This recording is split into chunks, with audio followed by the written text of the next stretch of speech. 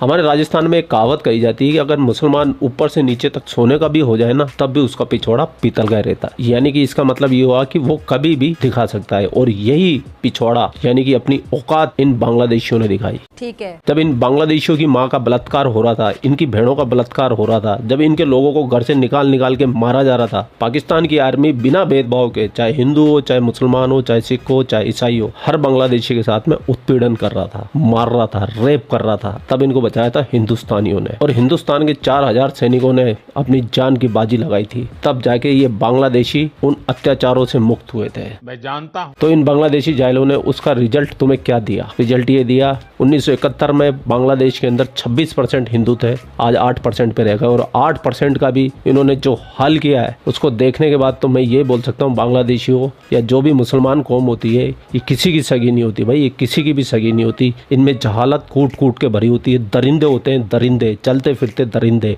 ये लोग इनोसेंट लोगों के घर में जा रहे हैं, उनकी खोपड़ियां उतार रहे हैं। ये स्टूडेंट हैं, ये आतंकवादी हैं ये। और मुझे एक बात बता दो बांग्लादेशियों, तुमको ऐसा लगता है कि तुम 100% मुसलमान हो जाओगे तो तुम्हारे मुल्क में अमन और चैन आ जाएगा? अपनी आंखें खोलो और देखो, जहाँ भी मेजोरिटी में मुसलमान है, सब भूखे मर रहे हैं, आपस में लड़ रहे हैं। चाहे यमन को उठा लो, चाहे अफगानिस्तान को उठा लो, चाहे सीरिया को उठा लो, चाहे नाइजीरिया को उठा लो, चाहे कोई भी ऐसा मुल्क जहाँ पे मुस्लिम मेजोरिटी ज्यादा है, वहाँ पर भूखमरी अशांति है। शेख हसीना को तुमको पसंद थी या ना थी, वो मेरा मुद्दा था ही नहीं। मेरा मुद्दा तो ये, जो बांग्लादेश में हिंदू रहते थे, क्या वो बांग्लादेशी नहीं है? क्या वो बांग्ला नहीं बोलते? वो तुम्हारे जैसे नहीं है? और तुम तो इतने बेशर्म हो, जिसने तुम्हारे को आजादी दिलाने के लिए अपने परिवार के काफी लोग कुर्बान कर दिए, तुमने उसके भी पुतले जला दिए। इतने बेगैरत भी मत बनो। जिस बंदे की वजह से तुम बांग्लादेश में आज खुली हवा में सांस ले रहे हो ना, उस बंदे के पुतले तोड़ दिए। तोड़े तो तोड़े, वो भी तुम्हारा इंटरनल मामला है, उसमें भी मैं ज्यादा नहीं बोल रहा हूँ। लेकिन तुमने हिंदुओं को क्यों मारा? इस्कॉन मंदिर तोड़ के गिरा दिया तुमने। जिस इस्कॉन मंदिर ने 1971 के अंदर $1.5 मिलियन का फंड जमा करके तुम लोगों को खाना खिलाया,